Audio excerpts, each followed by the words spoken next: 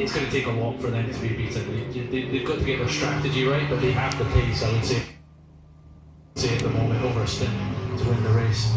Yes, but for Barlow Motorsport in particular, as I've said, if it turns out in the last half an hour that they simply can't catch 2 Caesars from the inside of Andrew Howard, there goes Jitsi again, not in position, he's unlapping himself essentially from the Aston. But yeah, if we get to the final stint and 2 C's Motorsport are 30 seconds ahead and you're not going to catch them, second for second, if you're a championship contender, as Barlow are, that's such. It looks like they're going to have to retire the car. You can just see the disappointment on the young man's body language there. He just absolutely got it. There's nothing worse getting all revved up and you get out there from the pit stop, you don't even really get a proper flying lap. It's so hard. And it really, they had high hopes. Richard said that he knew the car was quick, they sort of benefited from other people's misfortune. There's Richard. Richard looked to me like he had pace in his pocket. He was not pushing the car. You could just see it was all very comfortable. I just feel so bad for them because they were absolutely fine. Well, that's motorsport, I suppose, but it's definitely the heartbreaking side of motorsport. But they'll bounce back next time, I'm sure. Again, they'll have no success penalty when we go to Donington Park, so I guess they might be able to use that to their advantage. Right, Martin Plowman is now the second highest placed driver who has pitted. He's 2 seconds behind Dennis Lee, so that is a genuine battle for position. GT4 still being led by Will Burns from Matt Cowley by 9.9 seconds. George Collard is still third. Chris Southgate still fourth. None of them, in fact, I'll tell you like Collard has just died for the pit lane. So Collard, the first of the free-running GT4 cars to make his first stop. The highest placed GT4 car until that point that had pitted was Senna Fielding in the Audi. And in fact, we've got Chris Southgate in as well. Right then, this is probably a conversation Bryn Lucas doesn't want to have, but he's down at the Team AMA pit garage with a dejected Sam Meary. Yeah, I think dejected is the exact word I use. Sam, just gutting for you both. Yeah, definitely. Rich had an amazing first stint, got in third position, and we thought the car was running well, we had great pace, and then just had a gear shift issue, just wouldn't change gear on me. It got stuck in third, and it got stuck in second the lap before, and it's game over, unfortunately. Did you have any clues before that they might be interrupted? No, nothing. I got a warning on the dashboard, which I cleared, and then next thing you know, it's stuck in gear. It's one of those things, it's racing, it's just a bit gutting for the whole team, so bit of a shame. Yeah, almost that much for the next. Yeah, exactly. Thanks, Dan. Thank you. Well, I mean, you can hear the emotion in his voice there, really, can't you? He is very, very upset about that, but they should go well at Donington. They've got well there in the past, so we look forward to seeing them next time out. Right, GT4, there is a flurry of activity here. Every single GT4 car is pitted apart from the top 2. There is the leading GT4 car, and that is number 57 of Will Burns, who won the race, as I said, last time at Brands Hatch. They're still not pitting, and we are now pretty much bang on 60 minutes in. So I said earlier on, didn't I, there's this choice of when you do the long stints, when you do the short stints, and they've decided that they're going to go at least to the full 1 hour mark at the start of the race. But Cowley, I can see, has just pitted in second place. They're still lapping the BMW there within 1.2 seconds of the best time, so the pace is still there at the end of the stint, which bodes well for them later on. That's in Lockie being unlapped by Dennis Lind. You can see the gap that he's pulled on the likes of Andrew Howard, for example, Morgan Tilbrook, with whom this car was battling earlier on. But for every lap that he does in the car now, that's 1 lap less than he could do in his second stint later on. So this could all still come back to it. This is why we say this race will only become clear inside the final 20 minutes or so, because that's when the final stops have been made, the success penalties have been served. At the moment, it looks good for this 63 car, but they could lose out later. They could. He's flying at the moment though. He's just on the fastest lap of the race again, 59.3. And he's pulled out that gap between him and Plymouth on the last lap to 3.7 seconds. So it's the car is obviously in a really nice spot with balance, and he's just carried on the good work that we saw from the first stint. It's an amazing recovery, really, when you think about that for that 63 car. I mean, it was spinning through the field in the first lap, and to be back where they are is very, very impressive. Yeah, that really was. They could so easily have ended up with the barriers now the race, of course. So very lucky to carry on at all. Right, Toyota has been into the pit lane to serve a driver change, tyre change and refuel, and a little bit of housework. They've got rid of that mirror, so at least that's one less thing for them to worry about now for the rest of the race. nicely snipped off there. Yes, efficient work there, but the pit crews, and you know, the pit crews, they practice their pit stops, they practice tyre changes, refueling, driver changes, maybe basic maintenance on the car, but adding an extra element like that into the pit stop is not something they'll have practiced before, so I know there is no real rush because of these minimum pit stop times, but yeah, still efficient work from them to get that done. 10-second penalty here. Car number 56. Now 56. Oh no, it's the Ginetta, of course it is. It is Mark Sanson. So this is a pit lane infringement. It's actually not Mark anymore in the car, is it? It's Charlie Robertson. This team, I think these two have walked under far too many ladders and they've come across too many black cats in the last few weeks because they had that late puncture at Brands Hatch, a penalty now as well for an unnamed pit lane infringement. Could be anything, speeding, you could be below that minimum pit stop time. But that is a real disaster for them. They were starting to look like they could be in that podium fight. It certainly was. I really wish we could know what the pit lane infringement is. If it's is it in contact with some equipment, too many people working on the car? I'd be very interested to know that. Yeah, we'll see if we can find some info on that. Possibly Bryn Lucas can find out for us. There is the 38 Aston Martins. This is the car that was in second place now. Giacomo Petrovelli is getting out of the car. He will hand over to Charlie Eastwood, who's a very rapid driver, doing quite a lot of racing with TF out in Europe in recent years. Remember, that car was dicing with the number 1 Lamborghini, so we should see where they come out in relation to one another. Club corner here comes the other TF Sport car, as in, at long last, comes the race leader. Hunter Abbott thinks, right, the thing's nearly out of fuel, the tyres are almost worn down to the canvas. Maybe I'll let Martin Kovic have a go now. He really did get the most out of that set of Pirellis, didn't he? Yeah, absolutely. And these Pirellis, they're good, aren't they? They will last the full hour pretty easily, but as durable as the tyres are, you are going to have less grip after 60 minutes than you had after a couple of minutes at the start. So, you know, the fuel load's coming off, that makes things a little bit easier, but to keep the consistent pace that they had, I mean, they were still, up until that in-lap, running in the 2-minute 2s, I think, pretty comfortably in traffic. That is really impressive long-run pace. It was confident as well. And a good in-lap as well by Abbott. He did his highest top speed on the straight on the in-lap, so he was obviously pushing everything. So, Jake Scottingham here. More a historic racer, but is now jumping into the modern cars. We've raced quite a lot together at Goodwood and some other tracks, and he's very fast. Their family business, DK Engineering, selling all these lovely cars that we see here. They sell some of those and all the lovely historic cars that we race at Goodwood. Yeah, it was a bit of a revelation at Brands Hatch, actually, was James Cottingham in his first ever modern GT race. Fortunately, his race ended with contact with this car, the number 1, which at the time had been driven by Adam Mallon. Now it's Sandy Mitchell in the car, and unfortunately had to pay to both of those cars' chances of fighting for any points at the season opener. So with Abbott in, we're now just waiting for Ian Loggy, Andrew Howard, Morgan Tilbrook and Bonamy Grimes to pick for GT3. In GT4, I think it's only the lead of Burns who has yet to stop, so they are going really deep into this race. They're going to go pretty much now. I mean, a full fuel load in these things, 70 minutes-ish, so they're really now pushing it, aren't they? Certainly are, especially when you take the warm-up laps into the factor those in as well. We just saw Sandy Mitchell there unlapping himself from Logie, and he's obviously the pace for Logie's dropping off a little bit now. The 203's that last lap versus his best lap of a 201.1. So he's obviously getting towards the end of the fuel loads. Tyres maybe giving up a little bit. I don't think he's quite got the balance that the Hunter Abbott car has. It's interesting that we got Mr. Howard up into second. Yeah, we think, Marino, that this car now, number 63, could, once this all settles out, be in second place. Because look, there is Martin Coveridge. We know he's going to have the lead, surely. Dennis Lind, there are no cars between them, and everyone that should have been between them has pitted. So, if that 63 car, an hour and 10 minutes into this race, is in second place, 5 seconds off the lead? I will be astonished, but that seems to be the case. He is setting a relentless pace at the moment. He's so fast, and it would not surprise me if he's right up into the fight for the lead once we run through this pit stop sequence.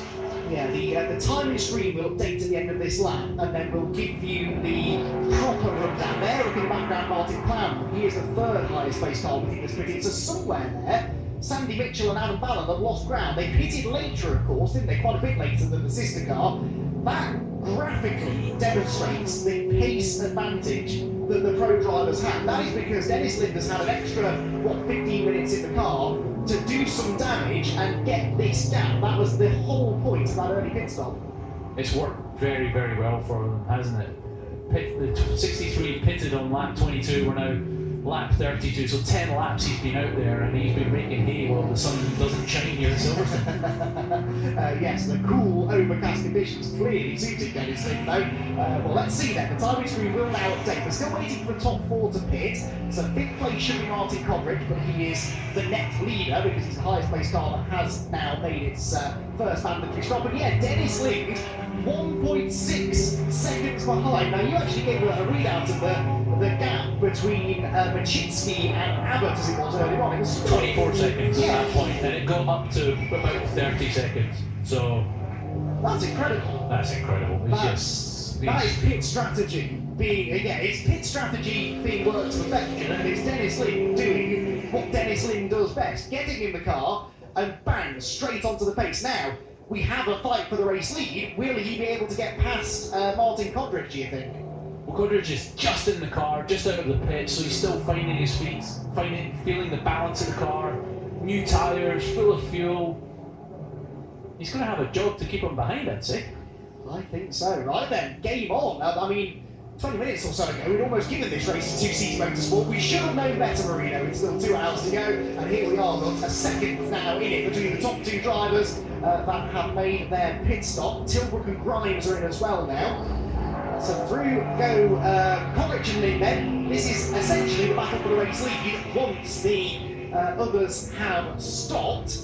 We also, though, have an actual fight for the race lead because Ian Logie and Andrew Howard, the last 2 drivers not to have stopped, are, we believe, pretty close together out on circuit somewhere. Morgan Tilbrook and Bonamy Grimes have pitted from 3rd and 4th, so they should drop behind those 2. There is your new race leader, Ian Logie. He and Andrew Howard, just there in the background, both owe us a pit stop. But this, in itself, Marino, is a pretty tasty battle. It is. Johnny Adam did not steer me wrong. He said that their car was very good over the long runs, and it's showing that. Andrew Howard right up into 2nd place. He made some progress early in the stint, but as it's gone on, he's obviously just finding more and more pace. And if you look at the moment, he's only 0.7 off his best lap time, and they've been running for an hour and 10 minutes now. And he's still so close to his ultimate pace. That shows a very well balanced car. Yes, indeed. Logie's coming in and Howard's coming in. So the race on the track now becomes a race in the pit lane, although both of these should spend the same amount of time in the pit. And Andrew Howard a bit later on the brakes there for that pit entry. Johnny Adam will be getting into the Aston Martin. Jelmer Berman getting into the Mercedes. I mean, I will always buy a ticket for a Jelmer Berman Johnny Adam shootout. Certainly will too. That's going to be very exciting for us. Let's see how the pit crews do, because while it's timed, you've still got to get everything right and get your sequencing correct and not make any mistakes. We've seen some penalties already in the pits from pit stop issues. On that, actually, I've had some news from Green that the 56 car, it was for an extra person working on the car during the pit stop, although the team are disputing this apparently. So more news on that as and when we get it. Right, here we come then. Kodrich and Kodrich and Lind, nose to tail. We expect these 2 to take over 1st and 2nd positions outright now that the Logie Mercedes and the Howard Aston Martin have pitted. That will happen in half a lap or so. Lind just looking to the inside again, just trying to distract the Mercedes, and you can kind of take a tight line there into village without really compromising your exit speed too much. So 2 completely different cars, front engine Mercedes, mid engine Lamborghini. We've touched already upon where the Lamborghini and the Mercedes respectively are strong.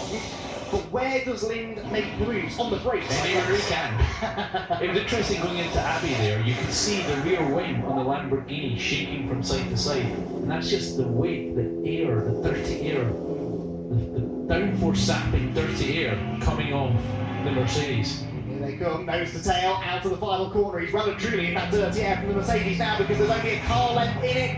out across the start-finish line they go then. They reclaim positions 1 and 2.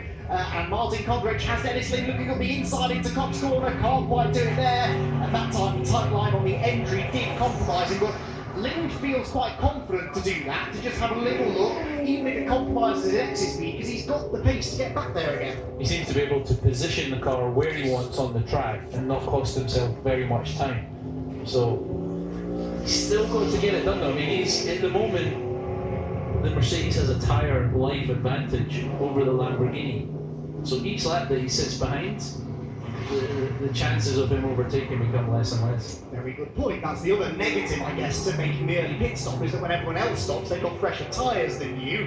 Although we're not seeing a huge drop-off in pace, but there is a certain drop-off in performance with tyres as you get into the stint. GT4, by the way, has now seen a pit stop for the race-leading BMW at the same time as the 57 BMW pitted. The 42 Audi, which was about to either inherit the lead or fall into second place in class, he's making its second stop. So they have gone for 2 short, sharp, sort of 35-minute stints at the start of the race, and they're able to do some longer stints later on. So that will be an interesting one to track. Back to the lead battle though. Dennis Lind could not be any closer to Martin Codrich. Purple, fastest middle sector for Lind on this lap. Codrich's set his fastest middle sector as well, but just not quite as fast as the Lamborghini. Lamborghini definitely has a pace advantage right now, but can he get the move done? That is the question. Yes, because in the first sector he was 4/10 slower than Codrich. When he had that little look at the inside into Cobb's Corner, he's already got that back, and he's right back on the tail of the Mercedes and through these tight corners now at the end of the lap. Surely is where Lind will have the edge. He goes on the inside of Codrich in the field corner. Codrich cannot close the door. They are wheel to wheel for the lead of the race. We're an hour and a quarter into the Silverstone 500, and it could not be any closer. Dennis Lind on the inside line, Codrich on the outside, and Lind has done it. Dennis Lind, after a spin for his teammate Liam Machitsky on the opening lap of the race, put them to the back of the GT3 field. Just over an hour later, they hit the front. That's a very impressive comeback from the issues of the first lap. The car, he was just able to use the tighter line there at Luffield to get the move done. That's so impressive. And again, he has more miles on the tyres, but doesn't seem to be making any difference at this point in the stint. He's just got all the grip that he needs, he's got the balance, and he's able to place that Lamborghini anywhere that he wants right now. Yeah, you can just see he could take a tighter line through Luffield, and look at the way he's getting away now as well. Dennis Lind, in the first sector alone, was a full second quicker than Martin Codrich, so that gap is already starting to grow. Right, now that that's dealt with, let's take a look back in the pack then. Lind leads the way from Codrich. They're 5.6 seconds ahead of Martin Plowman in third. Sandy Mitchell is fourth, a further 5.7 seconds back. And Charlie Eastwood, fifth, is 13 seconds behind them. Then it's Yelmer Berman in sixth position, 11 seconds back, 2.7 ahead of Johnny Adams. So that looks like Ram Racing definitely did the better in that little pit stop battle. Adams still seventh. Marcus Clutton is eighth for Enduro Motorsport. Ninth position is Sam Dahan in the 69 Ram Racing Mercedes. And Scott Malvern, another early stopper, remember, is 10th in the Porsche. Phil Keen 11th, Ewan Hankey 12th, and Lewis Proctor 13th. And that is the battle we're watching here. Actually, you've got Phil Keen 11th, Hankey the red and black McLaren is 12th, and Lewis Proctor in 13th place. And Phil Keen not really setting the world alight at the moment, is he? It's very strange, isn't it? They just don't seem to have the pace of the other 63 Lamborghini this weekend. And we know Phil was absolutely dynamite. He's just always, no matter what type of car he's in, historic, modern, he's always the front runner. And they've obviously got some kind of inherent issue this weekend that they just cannot fix. Battle here between Scott McKenna in the Toyota, Gordon Colebrook in the number 9 Century Motorsport BMW. Now this is the fight for 1, 2, 3, either third or fourth. It depends where, it should be fourth I think. Because Darren Turner, after jumping into the 27 Aston Martin quite early, has managed to leapfrog this little group, and Darren Turner is now running potentially second place in GT4 behind Gus Burton, who we do expect to come back out with the class lead. But remember, the 42 Audi has made an extra pit stop, so that is now Richard Williams back in the Stellar Motorsport Audi. This, though, is a great little battle, isn't it? BMW versus Toyota, and up the inside look goes that battle we were just talking about between Keen, Hankey and Proctor. And this is really tricky for the GT4 drivers. You're having your own race, you're having your own battle, and suddenly these GT3 cars arrive on the scene and upset your rhythm. You have to have eyes in the back of your head. He's missing one of his cameras because we saw them take the mirror off earlier. it was a great onboard view there. You can see how the difference between the GT3 and the GT4, the extra downforce of the GT3 means it's much smoother, much less input. The GT4, the car is dancing around and moving around more. And that was one thing that, as we mentioned earlier, that Darren Turner said. And I have been giving Darren a little bit of abuse that he hasn't won a British GT race yet. And he tells me he hasn't done enough for that to be a problem, but maybe he can sort that one out today. Well, he's got the pace, hasn't he? And Matt Topham, to be honest, once he sort of settled into that first stint, also looked pretty handy. So, yeah, wouldn't bet against it just now. In GT4 then, just to run you down that order now, Gus Burton has rejoined after his pit stop. Hankey's got Keane. Sorry, just while we've been away, yes. I can see on the timing screen that Hankey has passed Keane. Yeah, and they were fastest in the morning warm-up. And obviously Mia had that issue on the first lap, but she's kept the pace well during that first stint, and they're still in the fight on the lead lap. Yes, they are actually. Again, they're just looking for a safety car though, because they are over a minute behind the race leader. Scott McKenna there has a little look at the inside, and actually that forces the mistake, doesn't it? Now to the BMW ahead. Andrew Gordon Colebrook in Harriet's Chariot, being sponsored by Ainsley Harriet, who I believe was planning on being here actually this weekend to cheer the team on. About food again. I'm starving. That's the thing, is it eventually wants, you can't stop it. What's interesting with the GT4 is it's not just about having a well-balanced car, you've got to be able to run different lines. Look at that with the Toyota. Don't think that's going to work out, but it's an interesting try. Well, he's managed to hold himself there. Is he going to be able to get round the outside here, the first corner? But his nose I keep saying first corner, I mean Abbey. Not the first corner this weekend. Yeah, he's going to have this done. I think he's got the move done. He's now alongside, he's just got to hold the inside into this first hairpin. Look, the GT3 looking for a way past, but he's saying that you just got to wait a second till I get this done. Lovely move. That was what, 4 or 5 corners in the making? Fantastic. Yeah, that's often how it works here at Silverstone. You set the move up quite a long way before you actually make it. Marco Sorensen, that was, by the way, coming through, who's taken over the 95 Aston Martin. Great to have Marco back in the championship. WEC World Champion, Marco Sorensen. Fabulous driver. Pretty handy driver. Right, Johnny Adam is in 7th position. He seems to have got the better of Marcus Clutton for now. His co-driver, Andrew Howell, is out of the car and in the pit lane with Freddie Lucas. Yeah, he's out of the car after a very, very long stint there, around 70 minutes, I think. Yeah, you know, you can look at loads of different strategies. You're very much dependent on an early safety car, which we've had historically here. And the idea really for this race with weather and all sorts of things is to get the AM time done, get the pros out in clean track, and it's just worked really well. You're doing a little bit of fuel saving as well, which is all messing with my old head. But no, it's good. It's good. Now, Johnny was saying before that the car's looking really good out there. It clearly is looking really good. Is it nice to drive? You said it's developed a lot over the last day or so. Well, it's weird. We tested Friday and the car was like it was. Then we went yesterday and then quali, and the temperature has a massive impact, especially on the turbo cars. So we're just losing a little bit of front end. It's fine. You just got to change what you're doing. So you drive to a lap time. We do what we're doing, but we're just getting a little bit of understeer on new rubber, believe it or not. And once we get onto the old rubber, she's as good as gold. Maybe Marino can tell us what it is. Andrew, thank you very much. No problem, thank you. Right then, so yeah, that's Johnny Adam there, sorry, Andrew Howard there then, handing over to Johnny Adam. So there are the top two then. Dennis Lynn leads the way. The next car is about Marker, but then you've got the Mercedes of Martin Kodrich. Then Martin Plowman in the Bentley is 3rd position. 4th place, Sandy Mitchell, the number 1 Lamborghini. And he is at 14.5 seconds ahead of Charlie Eastwood with the 38 TF Sport Aston Martin in 5th. In GT4, it is Gus Burton leading the way. Gus Burton in a 57 BMW has a 8.7 second lead over Darren Turner 2nd.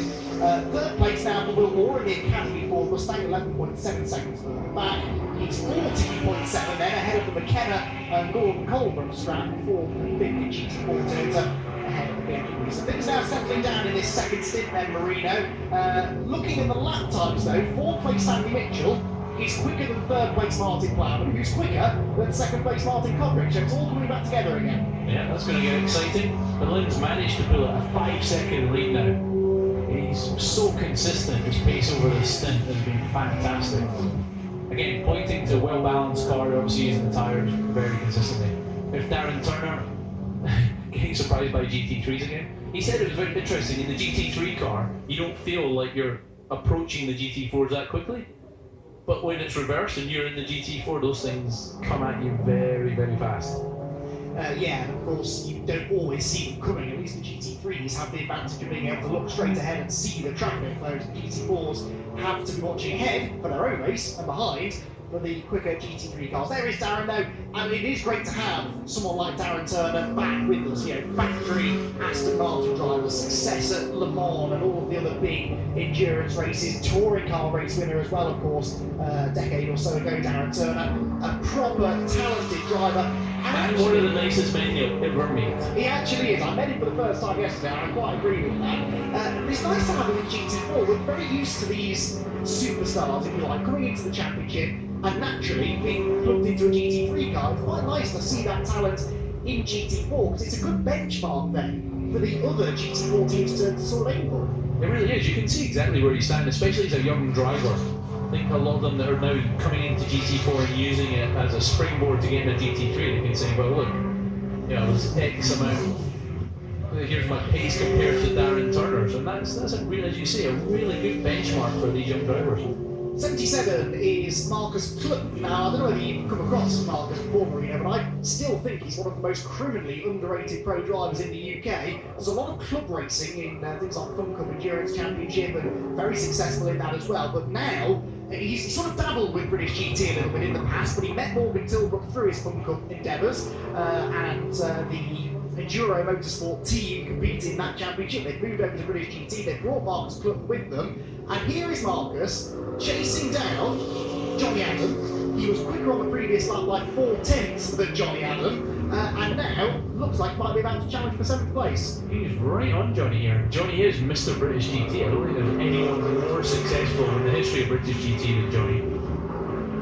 Certainly as far as championships, you're right. But Yeah, also, I'm talking championships. Yeah. Sorry, I'm not talking racing, I'm just talking pure championships. It tells me a lot about how you think, actually, that championships are far more important than race wins, which, of course, you're probably right with. Clip on the inside, contact through the loop, and that was unfortunate, wasn't it? Hard to tell from that angle whether Yeah, we Johnny need to turned see in. that from a different angle. I think I guarantee that Johnny was not expecting him to be there, but we need to see it from a different angle to be able to see whether the 77 car was able to maintain its line on the inside.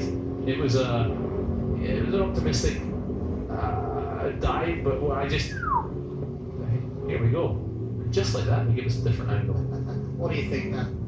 Oh, that was late, wasn't it? That's late.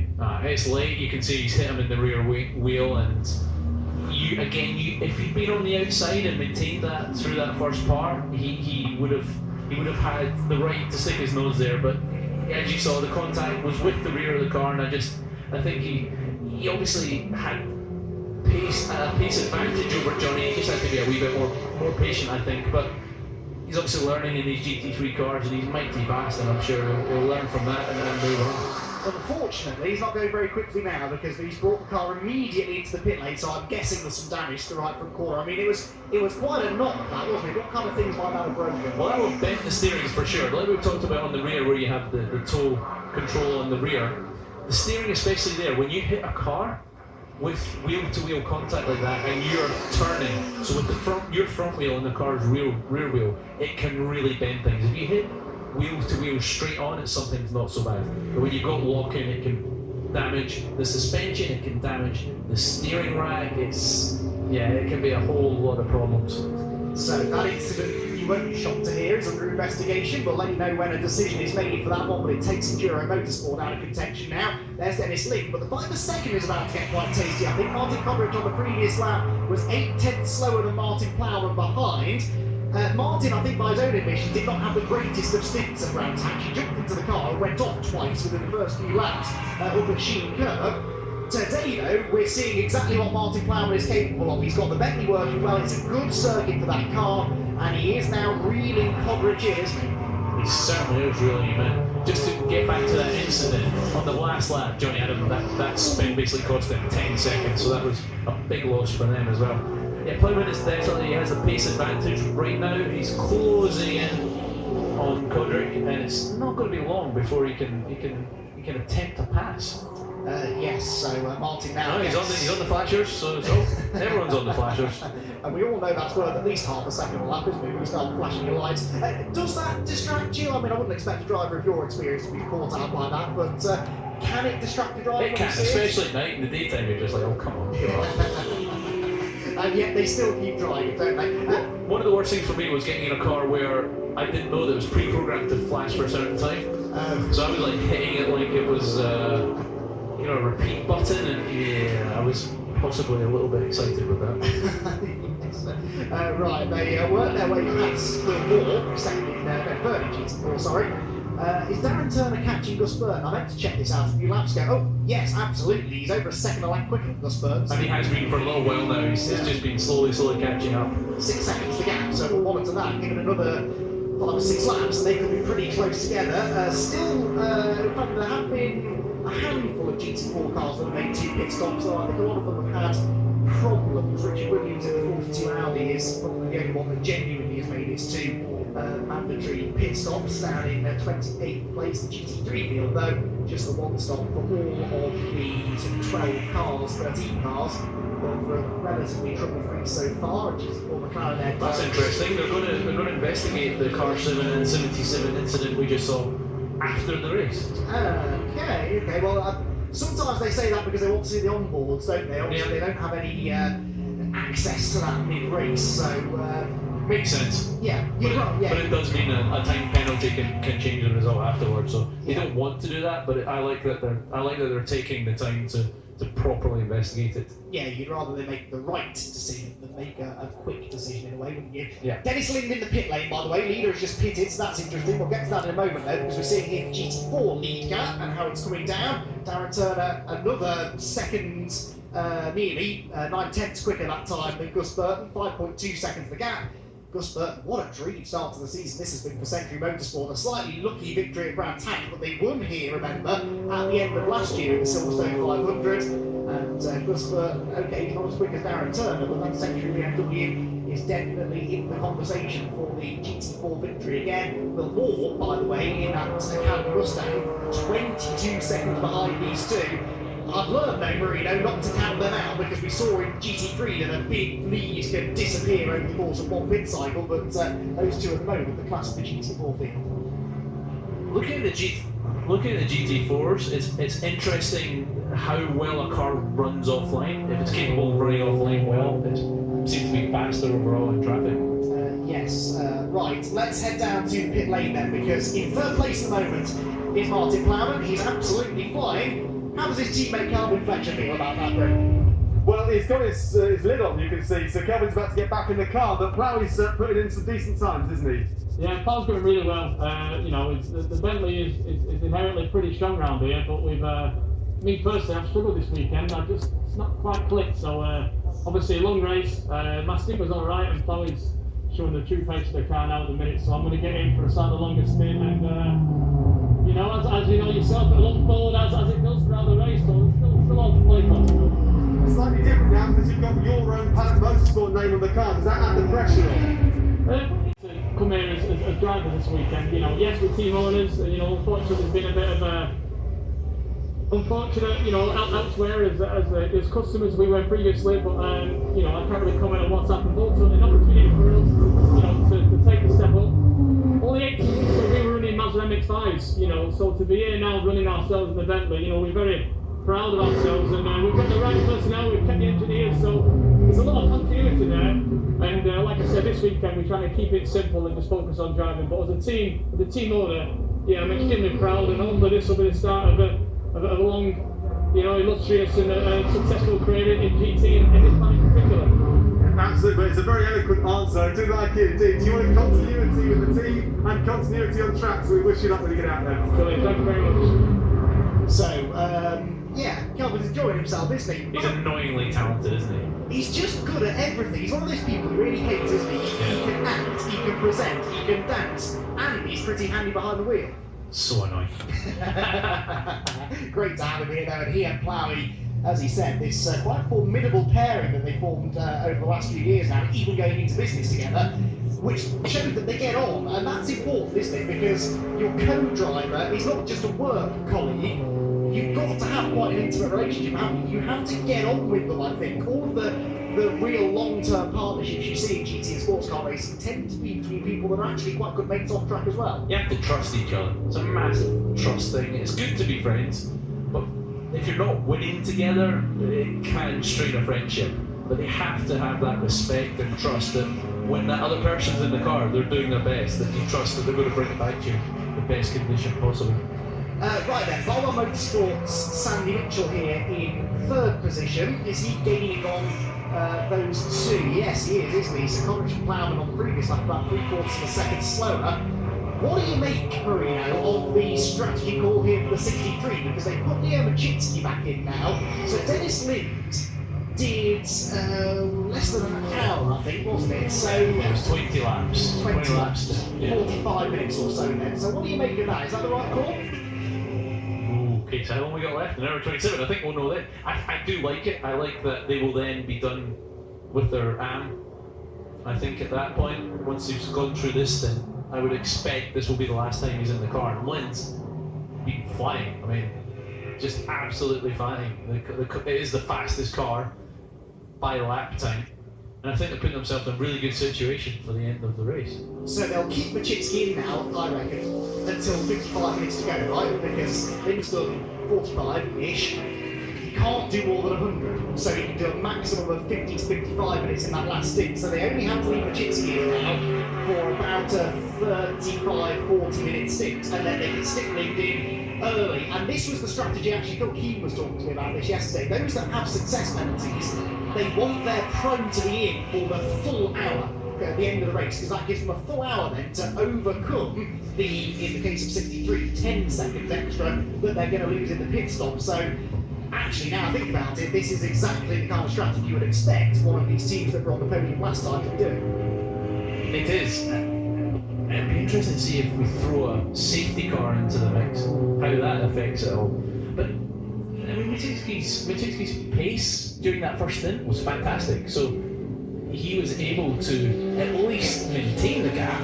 He's obviously out there with a lot of pros now, so we will see how the gap develops between him and the leaders.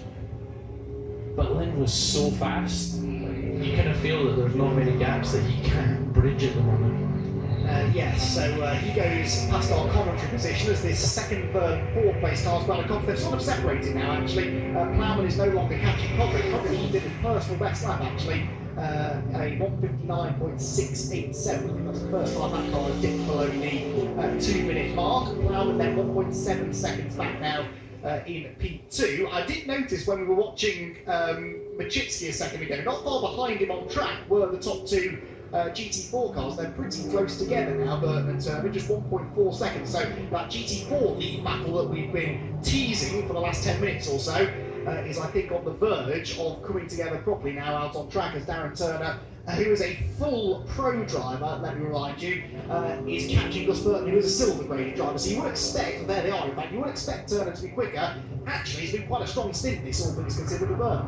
It really has. It's about 8/10 a lap that Darren's been closing in if you look at the average. Very impressive driving. The BMW, again, they're very different cars. You've got a sort of more of a saloon type car there versus the Aston Martin sports car. But it's getting the job done. It's, again, what we were talking about earlier, the GT4s that seem to be the most competitive are the ones that are able to maintain their lap time while running offline and allowing the GT3 cars to pass. And if you look on the outside of the track there, we're starting to get a lot of marbles, which starts to really affect the cars when they have to run offline at this point in the race. I'm afraid Harry Hayek and Katie Milner aren't going to be running any line for a little while because their car is being backed up into the garage, and the number 4 car then of Hayek and Milner that was 8th at Brands Hatch. It was, I think I'm right in saying, the better of the two McLaren drive development cars. Indeed it was. They unfortunately couldn't be out of the race. Right, lead battle is on there. Turner has done the catching, now he's got to do the passing. If you are Gus Burton, how hard do you fight this?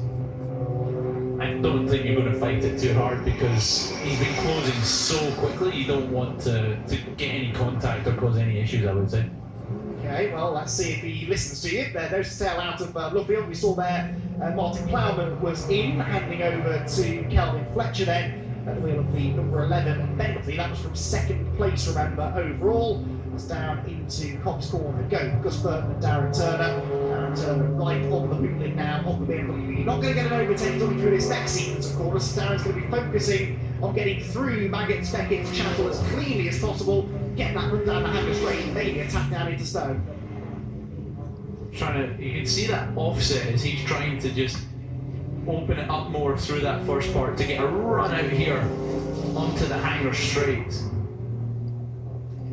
He's going to get some more traffic as well, the GT3 traffic, and if the GT3 compromises the BMW, it could open up for Darren. I think Darren's going to try and do it before that even gets there.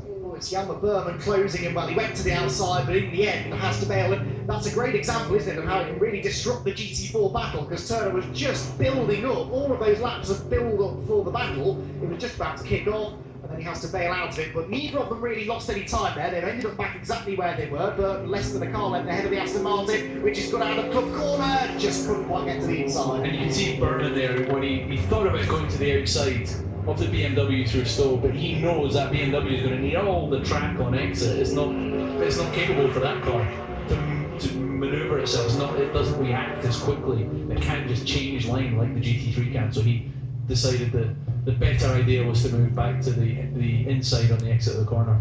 Gus Burton, 57, being warned about track limits for the first time at turn 7, which I think is going to be Stowe corner, isn't it? Where he ran a little bit wide whilst Berman was lapping the right nose to tail again down to Adrian. Look how much curve Turner took on the inside. There you did all of this right there, a bit more. That was the straightest line possible through there. He's up the inside now down the Wellington straight, and Darren Turner is about to move into the GT4 class lead. Yes, Gus Burton thought about turning in. Thankfully, didn't. Glad he decided not to do that. Yeah, that would have ended in contact, wouldn't it? So Darren Turner through, should now have the pace to get away. He should. It looks like Darren's having a lot of fun. I like to see this, it's great. Yeah, getting properly involved in the scrap. Right, Martin Coverage is in, so this is only a lap later, isn't it? The Ploughman came in, so pretty similar strategies here. We might see a bit of this now, actually, as they try and... You always have to work it back from the end of the race. Like I said, they want their pros in for as much of that last hour as possible. So Coverage gets out, and Draven will get in for his final stint. They went, of course, quite long in the first stint, so they're also limited, aren't they, on how much time they can have for Hunter in the car. The interesting thing to see here, then, I guess, Marino, is where it comes out in relation to Leo Machitsky, because now this shift of balance has gone the other way, where 2Cs have left their, in theory, quicker driver in for a bit longer.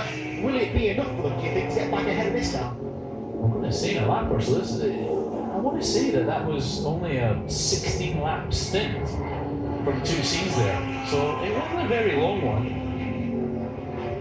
How much time does Abbott still have to do in the car? That is the question. Well, when did they pit? They went past the hour mark, didn't they? They did. So he's going to have 30 minutes tops, I reckon, that he can stay in. So that's probably what it is. They have to get him in now because they can't put him too long, and they need to save the time for Martin Coverage. It gives you a headache, this stuff, doesn't it? I'll tell you, I know you said I could be a team manager earlier on. I don't think I fancy it. I could be a team manager of one car, but trying to keep up with what they're all doing is making my brain hurt. It's a good job we're the two people trying to keep everyone up to date with what the strategy is doing then out on track. Out goes the 14 car, driver back on board, and here comes Machitsky. This is going to be tight, you know, because the 2C's car was at the top end of the pit lane. It's got to trundle right the way down into Cobb's corner. Machitsky goes across the line now. There he is on the right, Abbott on the left. Abbott will get out in front, but only by a couple of seconds.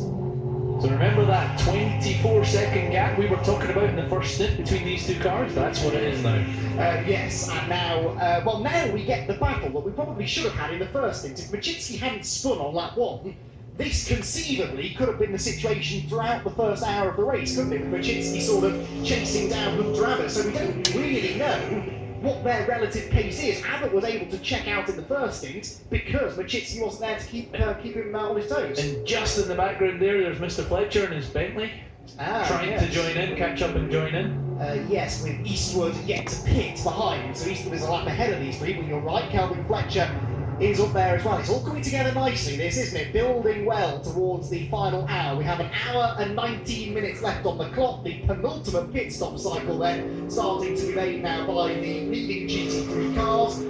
So now, when does Sandy Mitchell pit? And when does this car actually and Charlie Eastwood pit? Because they are both also in this fight. I think realistically, we're looking at 4 cars, maybe 5 if we include Beach Team, that are in contention for the victory here. The timing of this next pit stop for 38 and for 1 could be pivotal. It really could be. I wonder if Johnny Adams carrying any damage from that contact that we saw earlier, because it was right on the wheel and it can knock the tracking out. His last lap was 2:01.2, so 0.6 off his best. That's not bad. Of course, he can have traffic as well. The rear of a car is far more likely to withstand that contact than the front, so we saw what it did to the front of the McLaren, but hopefully the rear of the Aston Martin, a bit heavier, a bit stronger, might have withstood it quite well. Right then, Hunter Abbott, how are his sector times looking in the trying to go through Luffield corner now? Well, we're going to get a lap time for him on the outlap. We're comparing him to Machitsky though, really, here. Across the line he goes then. The gap between Abbott and Machitsky is 1.8 seconds. On the outlap there, in fairness, Abbott was fractionally quicker through sectors 2, 3 and 4 on his outlap than Machitsky was on his much warmer tyres. You can see there the little race logic box, I think, on the dash is, I reckon, counting down the remaining seconds in this Team Parker Racing pit stop. This is Scott Mulvey in to hand back over to Nick Jones, but you'd like to think there's a team member there with a stopwatch as well, just as a backup. I'm not sure if it was. They have the predictive time and it was counting down, but I'm not sure if that's to do with the lap time predictor. I'd like to stay on board and be able to see that. He's been told to go, but he's struggling to get it fired there. No, he's off, that's good. That's a good point actually, because they're pitting before the start-finish line, so technically that lap hasn't been completed yet, and it now will have done. So the timer should have reset. So back out goes, it should be Nick Jones now back in the car then. The Porsche looks and sounds amazing and has actually been picking his way through the order pretty nicely from its relatively lowly grid position. Sandy Mitchell now then leads the race, but owes us another pit stop compared to some of those that were at the front beforehand, but he's still very much in this fight for the victory. And he's still making me hungry with a Tunnock sticker on the car. Yes, indeed. Now, what Sandy's hungry for is points, quite frankly, because he didn't score a single one at the season opener at Brands Hatch, and he is the reigning champ, of course, just had a personal best first sector as well, so is this Sandy maybe getting to the end of his stick, just trying to wring every last bit of performance out of those tyres? He definitely is. You can see how the attitude of the car, how hard he's pushing, it's dancing around. He's using every single bit of the grip. So I was suspecting, like you were, that he was maybe going to come in that lap, but he's pushing on for another one. Yeah, so slightly different strategy here then for Barwell. They've split their two cars strategy-wise, but of course one of their cars has a success penalty, the number one does not though. We're hearing as well, by the way, Bryn Lucas has been down and chatted to the Beach Team squad. No damage that they're reporting on the number 7 car, but they didn't necessarily tell us if there was, I guess. Yeah, he said a bit of scuffed paint, so could have been worse. No harm, no foul at that point. Absolutely. So, Sandy Mitchell leads the way by 20 seconds now over Charlie Eastwood, but again, that's the other cars that slot into that gap once this pit cycle is done. Jan Berman is third, Johnny Adam is fourth, Sandler Hanford, Lewis Proctor sixth, who overtook. This is a really good stint for Lewis Proctor. First he overtook Phil Keane, then he overtook Marco Sorensen and gapped them by 6 seconds. I mean, that is not easy to do. I know Keane is having a bit of an off weekend, but that's a good day. Yeah. You'll go to bed happy tonight, won't you? Yeah, with those couple of scalps in your pocket, you're a very, very happy driver. And that's kind of the point. Sort of like Lewis Proctor, a silver-graded driver. You're trying to make a career as a racing driver, and you're trying to sell yourself. Every time you're out on track, you're selling yourself to potential teams that could run you at a higher level in motorsport. And if you can go out there and outperform two professional factory drivers, it looks good for you, doesn't it? It certainly does look good. Honestly, I do struggle with the driver grading system myself. I think you're either a professional or you're an amateur. There's not really much in between it. It's quite a difficult thing to work out for me, but he's having a great day, and I think he was happy after qualifying, wasn't he? He was very happy with how that had gone, and we saw him on the grid before the race, and he's having a very positive weekend.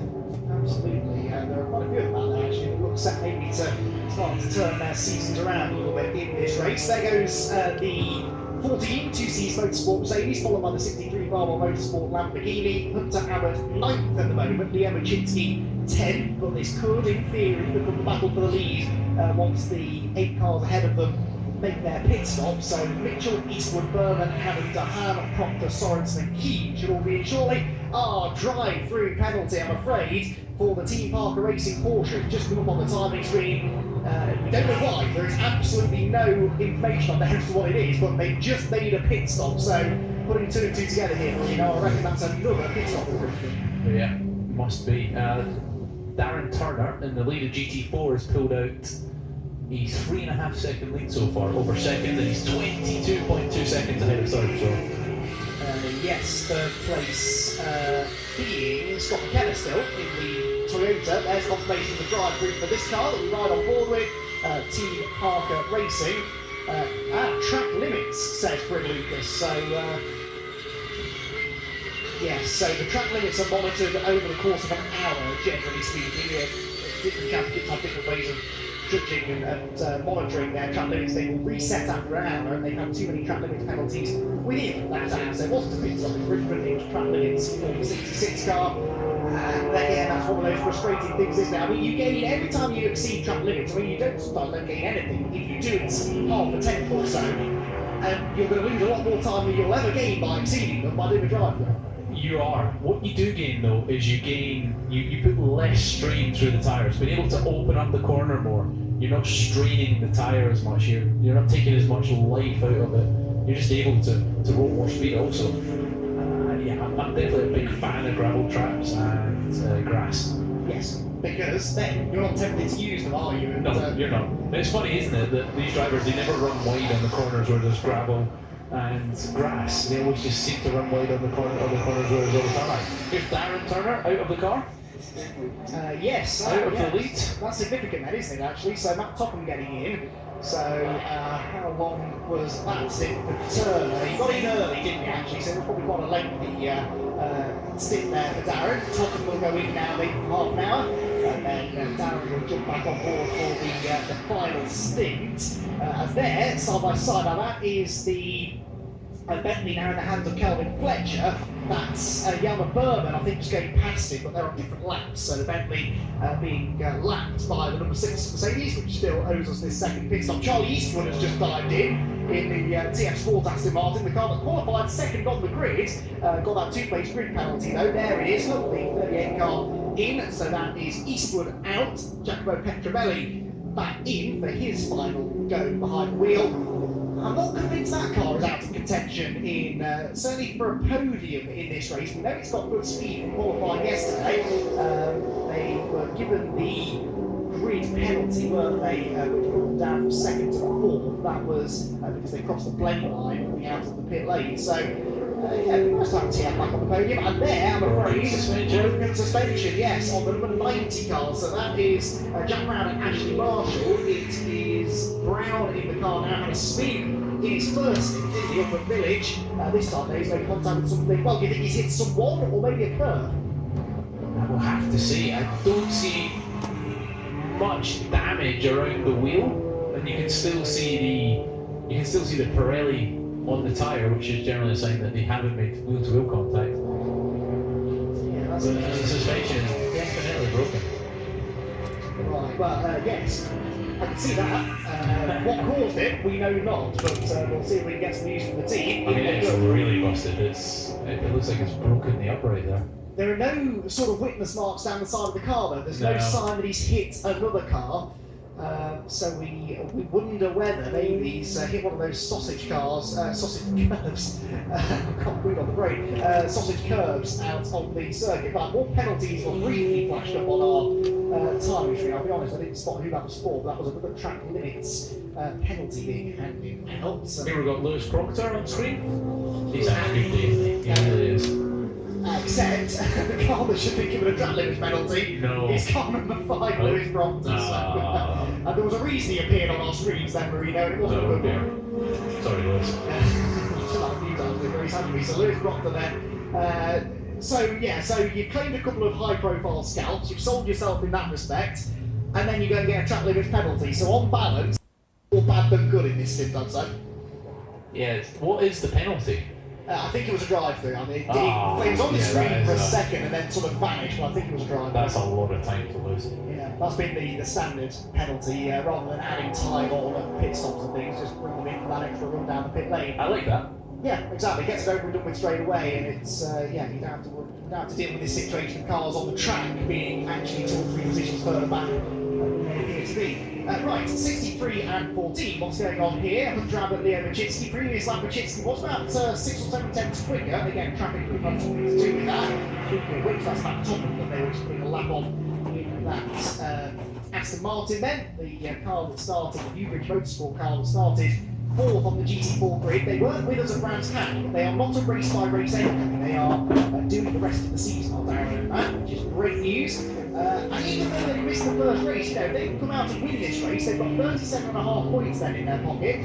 It's not inconceivable that that 27 Aston Martin could be a championship contender still. Still a lot of racing to go in this season. So the 42 Audi in GT4, Richard Williams back in the car. I think they've, okay, Darren's just stopped, but I think they've got 2 full pit stops now. Yes. Undertaken. Yeah. So they're putting themselves in a really good position for the end of this race. They seem very confident when we heard from Richard earlier that their strategy was the right one, and so far that seems to be working out. Yes, so Topham goes across the line now, and out of the window I can see that Williams is putting out a look at us. That's what, a 10-second gap or so? And I think that is a legitimate gap. As you say, they've both got 2 pit stops. The difference is, Topham's at the start of this stint. Williams is probably quick to the end of it, because it was a really, they did half-hour stints, didn't they, at the start of the race. So, Williams did the first half hour, then in jump 7 fielding for half an hour, and now Richard's been in the car for the best part of, well, 50 minutes, let's say. So this has been his long stint. They can probably pit within the next 10 minutes and stick 7 fielding in for the entire last hour. Yeah, it could work out very nicely for them. Yes. The 63 Lambo, it's been a great recovery so far, and they're right in the hunt at the moment. Yeah, 1.6 seconds the gap to Hunter Abbott. Still fascinating to see where Sandy Mitchell, there he is, contacted all of this. Sandy Mitchell has got Lewis Proctor, who's just served that penalty, suddenly appeared in front of him. This is difficult for Sandy because Lewis is not slow. Lewis is a very, very quick driver, but he is technically being lapped here, so the marshals won't necessarily know that. They won't for sure be showing blue flags to Lewis Proctor, and Proctor won't want to move over and let Sandy through because that will cost him time. Precisely, and it's how much tyre temp did Proctor lose in pit lane, taking a run down? Probably not too much. Sandy's not going to be too worried about putting him a lap down if he's not holding him up. The only reason he's going to want to get past is if he feels that he's being cost lap time. So let's see over the next few corners how that settles down. Yeah, so that lap there for Mitchell at 2:01.2 is fastest at 59.5, but I think the average pace of the moment for was about 2 minutes flat. So yeah, he lost probably a second or so there, stuck behind. There was also some GT4 traffic in it, and this part of the circuit, Proctor's getting away. That proves to be the dirty air for Lamborghini, couldn't it? Just to go back to GT4, by the way, and as I say that, in comes Scott McKenna in the Toyota number 15. Conversation we just had about the Audi, Tom Hornsby and SRO just been sort of agreeing with us, but also reminding us that the Audi is a silver car, as in comes Hunter Abbott. So yeah, they're going to stick, this is what we said, isn't it? They're going to stick Coldridge in for the last hour and 5 minutes. Also getting used at number 90, Jack Brown, and suspension damage was a legacy from earlier contact, we think. So lots to unpack all of a sudden there. 14 is in, and that's their last pit stop. Here, Sandy Mitchell is still not able to get past Lewis Proctor despite all of the light flashing in the world. But back to GT4, the Audi is a silver combo, so remember, they also have that 14 seconds extra to serve at the final pit stop, whereas the Newbridge Motorsport Aston Martin does not, because they are Pro-Am. Also, Century have that 20-second penalty as well, and 14 seconds of silver time. So although the Audi could be in contention here, they have to overhaul, first of all, 10 seconds or so on the track, and then that extra 14 seconds in the pit stop. 10 seconds stop and go penalty for car 21, so me and Fluid for pit lane infringement. Yeah, we've seen almost more pit lane infringement penalties than track limit penalties, haven't we? We have.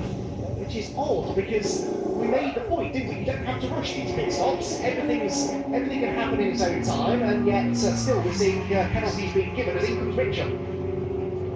So maximising the pit entry there, pushing it right up to the pit speed line. So this is their second stop, isn't it? So they are going to put Adam Ballon back in. They're going to have to make another pit stop, presumably around the half an hour to go mark. In fact, the same is true probably of all of these GT3 cars coming in now for their second stops. But of course, this is the third stop for the 14 cars. So Hunter Abbott gets out. There he is. Pretty happy with himself. Rightly so. absolutely. Very good day so far. So Kodrich now is into the end, so he's going to do an hour and 3 minutes and change. There he goes, slowly down 50 kilometres an hour. It feels like walking pace now. That's a bit of a cliche to say, but when you're blasting around the Silverstone circuit at, well, I mean, these speed traps at the moment are up there around 155 miles an hour, fastest top speeds. 50 kilometres an hour feels like absolutely nothing. It really does, and you get to the end of the pit lane here in the old pits at Silverstone, and that corner, when you drop the button, you're on, okay, pre-worn tyres, but still new tyres, trying to maximise that pit exit and get the most out of your outlap is such a challenge. Yeah, absolutely. The last thing you want to do is spin in the pit lane exit, of course. That would be rather embarrassing. So Sandy Mitchell is in there. That means Yelmer Berman will take over the race lead ahead of Johnny Adams second, and then probably Sander Ham will still stay in third place. Sorensen will be next ahead of Phil Keane, and then Lewis Proctor, who technically has been in pits twice, but one of those was a penalty. So Machitsky will now be the highest placed car. Well, Ivan Machitsky, again, Machitsky with the highest placed car has made 2 stops. What's confusing is the 14 car has now made its third and final stop, hasn't it? Mitchell in for his second pit stop. Yelmer Berman, by the way, just set the outright fastest first sector. So if you get that little pocket of clean air and the car is working well and the fuel load's dropped a little bit, you can still be setting the absolute fastest pace of the race. He probably just got a clear run. The car's obviously working well for him, and he probably just for one of the only laps got a clear run through that first sector. There he is actually in the background, Yelmer Berman closing in on our GT4 leader, because he's been in front, or this car has been in front for basically the entire race, but it is going to be fascinating to see where the 42 Stella Motorsport Audi comes out in all of this. Out of Luffield goes to BMW. No pit stop for them just yet. They're going to keep on keeping on. Through Woodcote they go. And what are their lap times like compared to Richie Williams? Williams at a 2:13.3, but 13.0, so comparable actually. Bear in mind that Williams, That'll be track limits there. Yes, no need for that really. He wasn't really racing anybody. No, it's interesting when you just get to the middle of the copse, and if the wind's blowing a certain way, no matter what type of car you're in, you get to that apex of copse and it just blows you off the track. He's obviously pushing right to the limit. So he's been in there for a little while now, so I'm sure the tyres are getting towards the end of their useful life.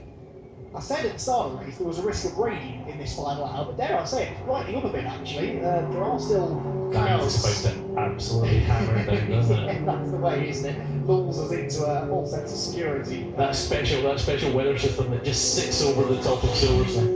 Yes, exactly. It is warm here, so that's actually one thing that will be suiting the drivers a little bit. As you say, they've got tyre warmers anyway, but it's not like they're going out there onto a really cold track, so even if we do get a bit of drizzle, should burn off pretty quickly. Yelmer Berman then, one of the fastest men on the track at the moment, he managed to use that outright fastest first sector to turn it into a personal best lap time for the car, 1:59.650, 23 seconds nearly ahead of Johnny Adam in second, Sanderham third, Marco Sorensen fourth, Phil Keane is fifth, and a minute and 19 seconds behind Berman. And of course, Berman is team going to end up being the race leader once this all cycles through, so Keane is, to be honest, WPI are going to do well to get points out of this race, aren't they?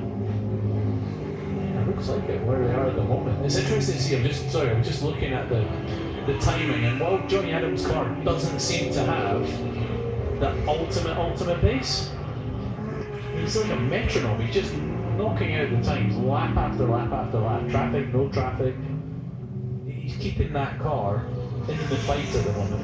I don't think he's very happy with it, but he's maintaining the pace and keeping it in there. Hopefully they can make maybe a tyre pressure switch at this next pit stop and get the balance back in. Here we go, 63 back in the pits. Yeah, so this is bang on cue, really, isn't it? We thought that Dennis Lynn would try and do the last hour, and there are 59 minutes and 20 seconds left on the clock. So Dennis Lynn will get in, out will get Leo Machitsky after a good day's work here at Silverstone with Leo.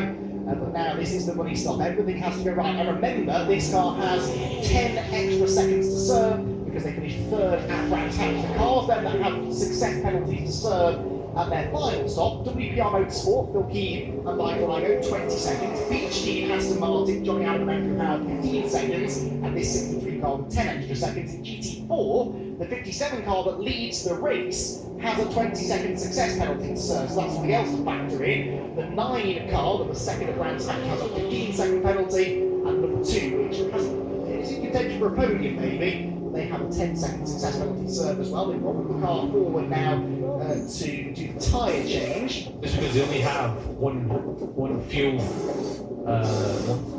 fueling station there for the 2 cars, so obviously the other one must be coming in at some point, so they're moving it forward to do the tyre change. That was a 15 lap stint there from Majewski, so he's that little error on the first lap, that spin aside, he's been fantastic, and he's made an amazing comeback from that.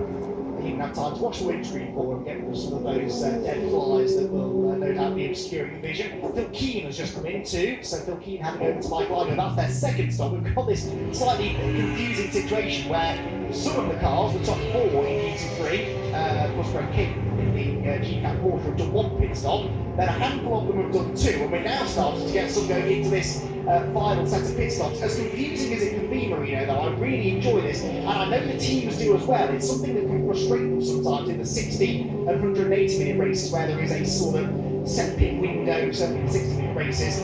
They love having this full strategic freedom. As long as neither of your drivers does more than 100 minutes, you can make those 3 pit stops whenever you like. It's something the teams have really been asking for a long time. It's really good, I love it, and you just know that it's all going to distill down at the end to several cars trying to use the same piece of track and get the victory.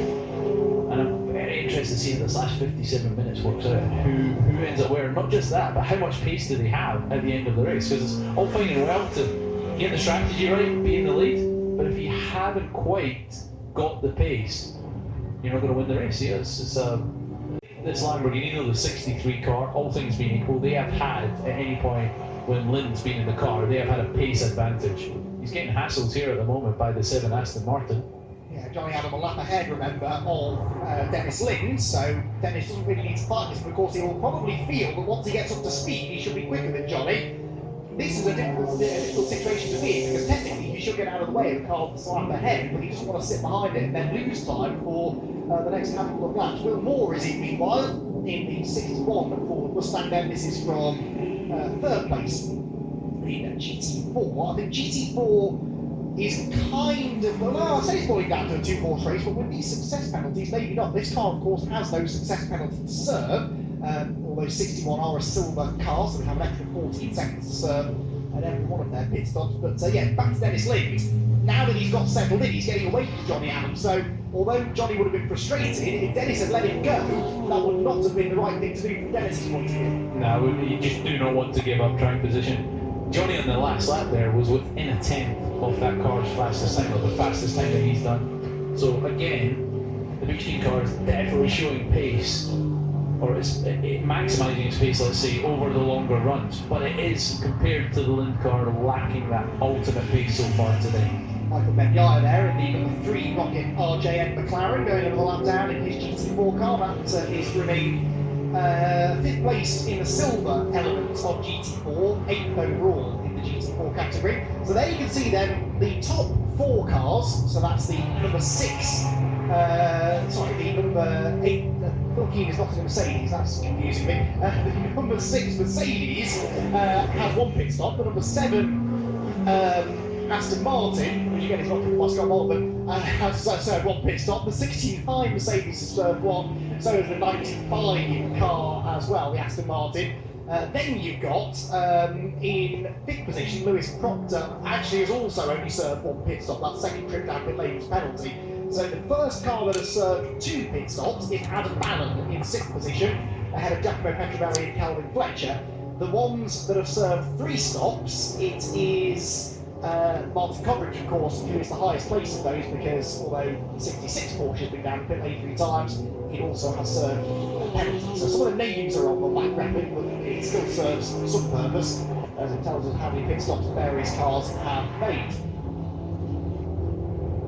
Back through Abbey they go. 63 Dennis Lynn then. Getting away from Johnny Adams, starting to get into the groove now. You get into the car, Marino, and you were told, right, you're in it to the end now, you've got a full hour, fresh tyres, That's got to be a nice feeling, knowing that, right, you can settle in now, you've got a full hour to do your work. You do. You don't have, as you say, settle in. There's no time for that. You saw that he left the pit lane. Johnny Adam is right on him and pushing him, and he has to maintain that track position. So you've got to almost. It's not like a volume control where you can gently turn it up to where you want to be. It's a switch. You have to be on. You have to be up to the pace. And we've seen that from Lind. He's straight out, straight on it, using the tyres while they're hot. They're not at a working temperature, working pressure yet. So you have temperature, but you don't have pressure.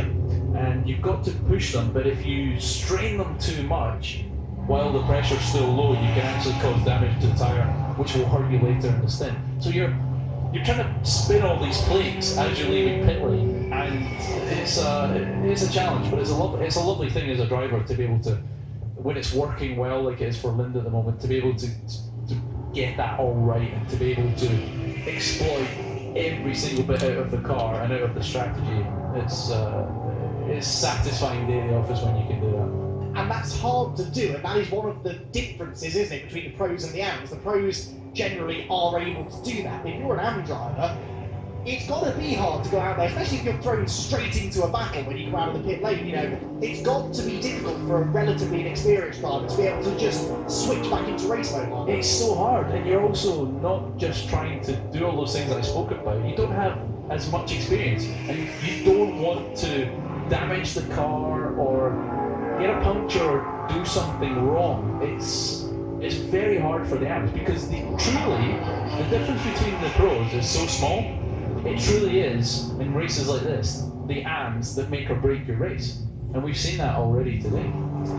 Yes, well, the AM in this car very nearly threw the race away for Black Hole Motorsport, but Leo Machinsky then put in a brilliant second stint. Dennis Lind has already had one really good stint, and they could be on course now to at least challenge for the race victory. But there's a lot still to shake out for all of this, because the number 63 and the 14 now have both great battle here in GT4. Look at this. There's a 61 and the 42.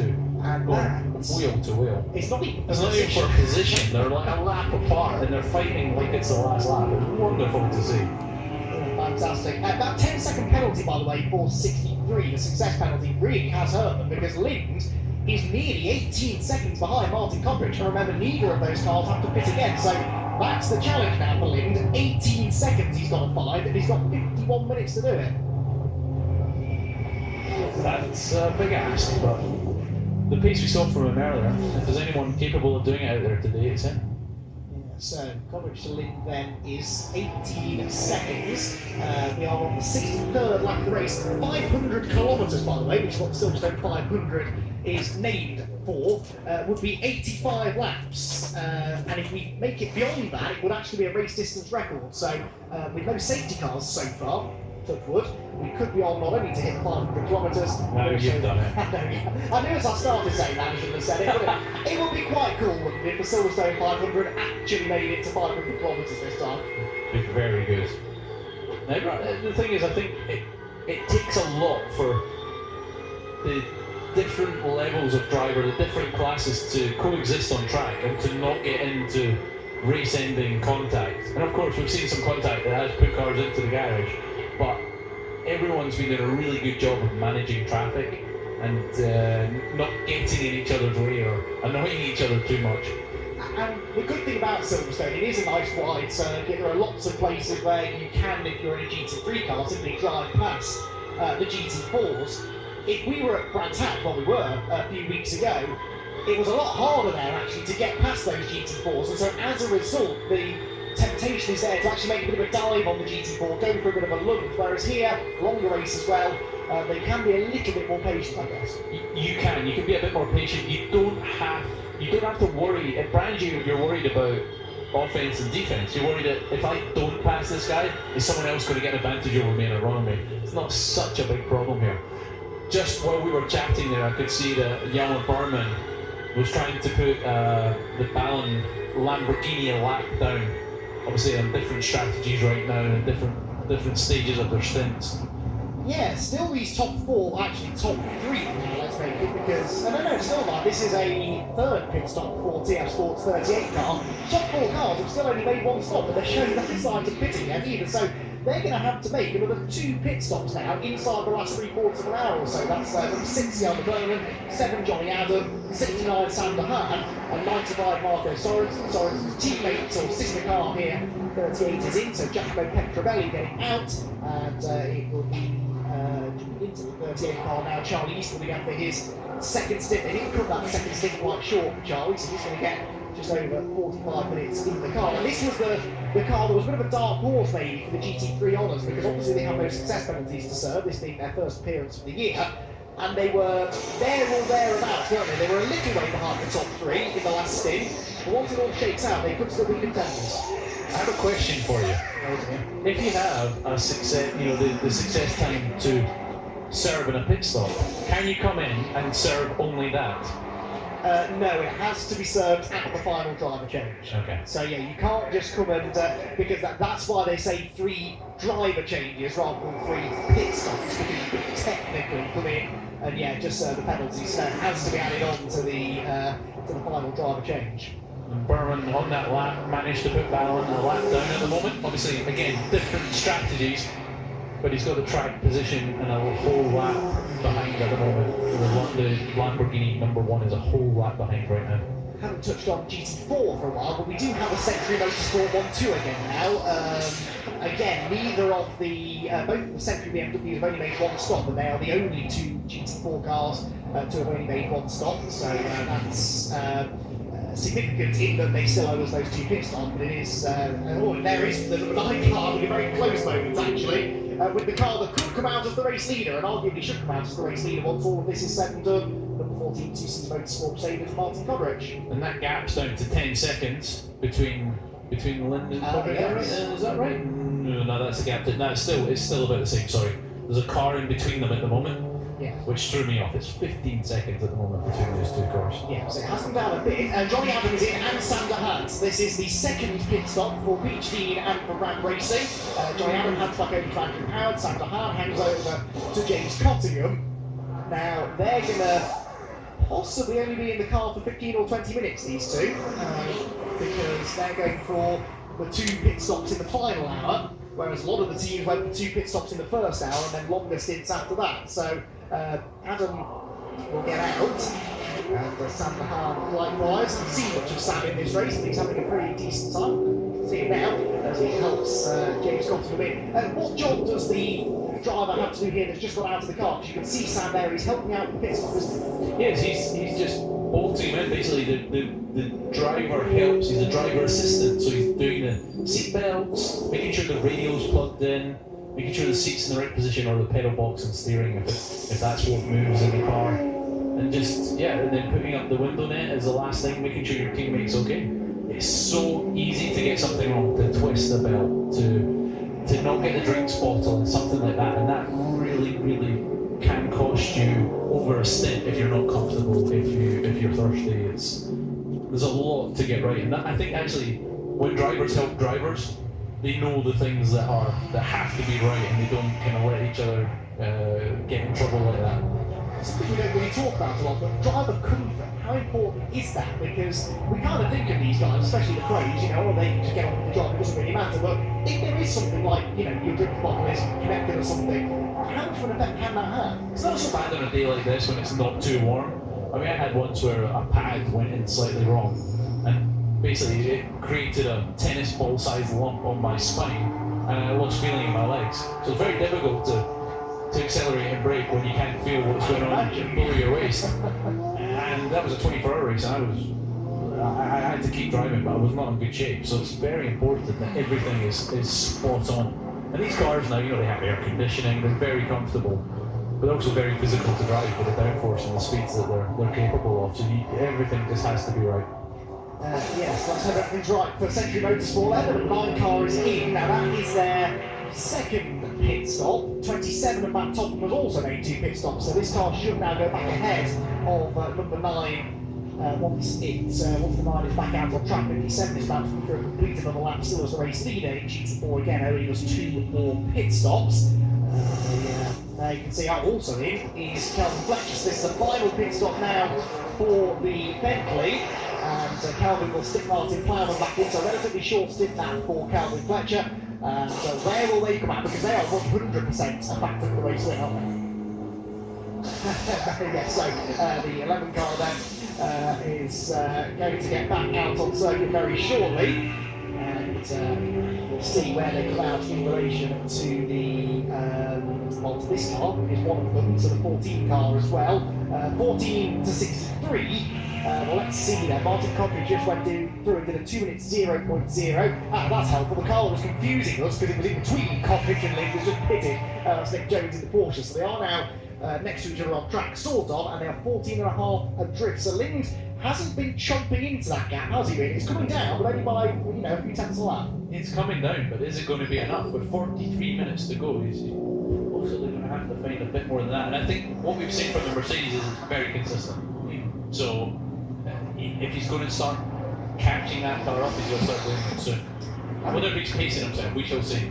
Possible. The Lamborghinis have been known for being pretty good on their tyres as well in the past. Mid-engine cars sometimes can be a bit lighter, especially on the front tyres. They're not leaning on them quite as much. There goes the big front-engine Bentley, though, back out on track there, Martin Plowman. So where does he come out then in relation to those that they're racing for podium places? Well, that was one of the TF Aston Martins, which is not in their fight really. So he comes out pretty much on his own really. One of the Ram Racing cars behind that is that Cottingham or is that Berman? I think it's Cottingham, isn't it? Yeah, 69. So that is not for position, because Cottingham's 69 car has made 2 pit stops, and Plowman's number 11 Bentley has made all 3.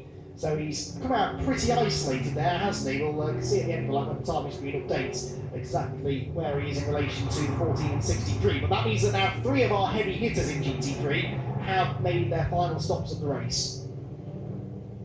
I'm just looking at the timing screen trying to work out who's going to be close to who once this is all played out.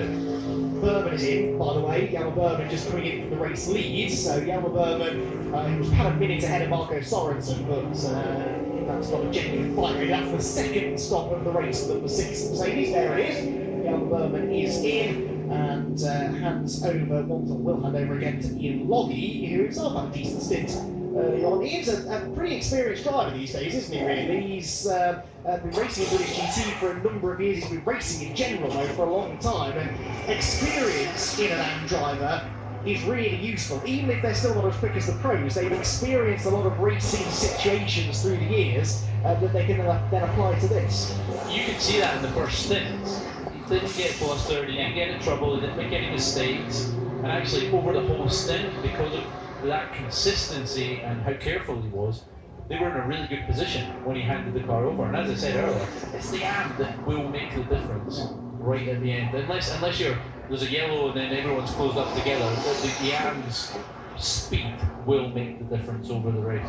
You might be about to see in the background a pit stop being made by Team ABBA, who have got that number 8 car back out on track. They are obviously multiple laps down, but that's good. At least they're getting some running, and there you can see it there, the green and black Mercedes in the background. I didn't even realise they were back out on track. They are last. No, they're not actually. They're 29th. They are ahead by a lap of the number 17 McLaren, which was the Inception Racing with Balf Motorsport McLaren. So good to see them getting back out there. And this does now become a glorified test session, but any track time you can get, especially a youngster like Sam Neary, is useful.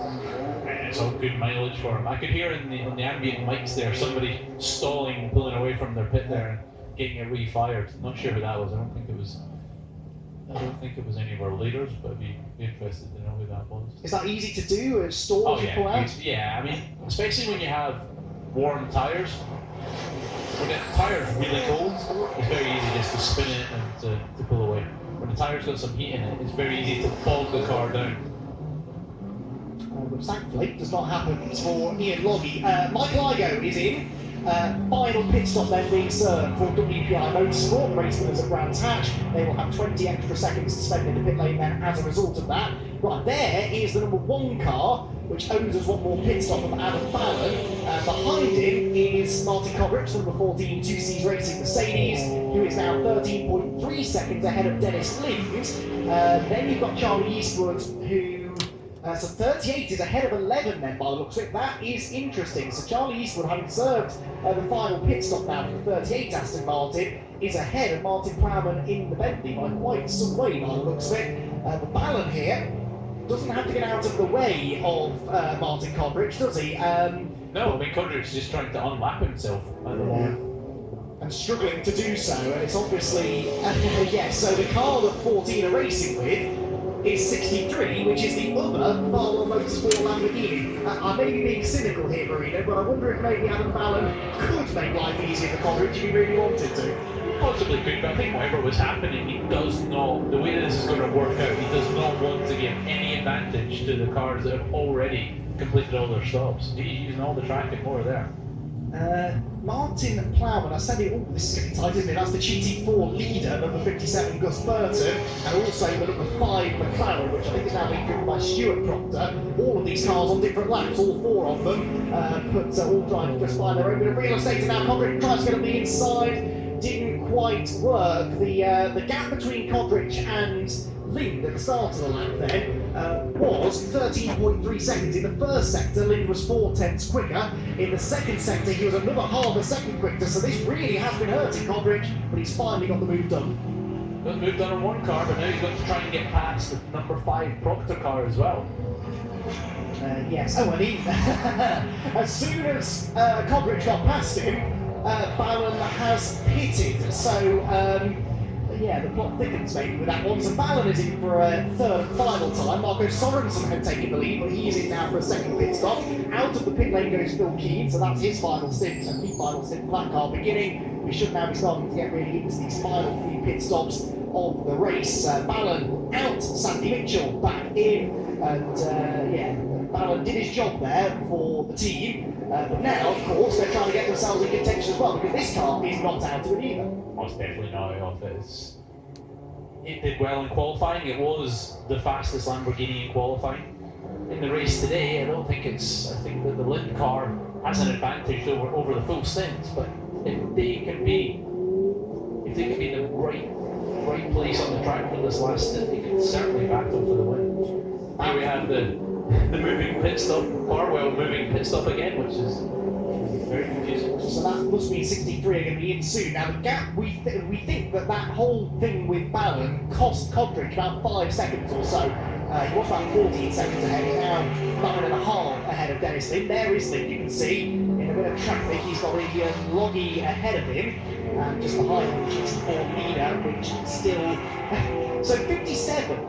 So how's this for a strategy then? The 57 Century Motorsport BMW, with 36 minutes left, has still only pitted once. So they're going to squeeze 2 pit stops into the final half an hour. Maybe they're hoping for safety cars, but they've got this massive success penalty to serve. I guess maybe it was worth the roll of the dice. It has to be worth it, because I think if you can serve the success penalty stop under the safety car, you're going to lose less time overall anyway. You know, it's going to cost less because the cars are going so much slower on track in the crocodile behind the safety car. But they're going to need a lot of safety car to make that work, I would say. Yeah, I don't think we've seen anyone do this strategy for a little while, but it was strategy actually that gave Century a victory here a year ago, and they were listening to us because they're pitting now. So 57 is in. Gus Burton about to head down for their second of 3 pit stops. So there goes Coverich. Wait for Dennis Lind. We can't miss him. The flash of yellow and green. Here it comes. So that's the gap between what we think might be the 2 leaders. And then where does Sandy Mitchell emerge? There. So Sandy Mitchell is still behind the 2 of them, but he's going to have fresher tyres now. How much difference would that make? Well, what's interesting is that Lind early on was able to maintain his lap times through his whole stint and was still flying at the end. I don't think it will be as big as it would be on a warm day when the tyres were getting a harder time. I think this cool weather means that they're more consistent than... Oh dear. Seatbelt on the door. And the door must be closed before they can refuel as well, so that's why they were... And the driver's back over the line, because you saw them the fueler there looking to see where his driver was. And they can't send a mechanic out to close the door because they're limited on mechanics they're allowed over the line. So that's why the driver doesn't have to go back and do that. There's a lot to think about when you come in for a pit stop. And of course, you've just done maybe an hour or more in the car. You're hot, you're sweaty, you're worn out, you want to drink water, you want to lie down. And your job isn't done when you cross that pit entry line, is it? It is not. And you can see there was a mechanic getting ready to hit the fueler to tell him when to disconnect, because obviously 34 minutes to go, they do not need a full tank of fuel. Of course, they still have to serve the minimum pit stop time, but you don't want to carry that extra weight around of extra fuel. Yeah, absolutely. Coverage then coming up behind the other Century Motorsport BMW now, which has Chris Salkeld at the wheel. Again, they still owe us a pit stop, and Salkeld doesn't exactly jump out of the way. Right, sector times this time then. Dennis Lind in the first sector.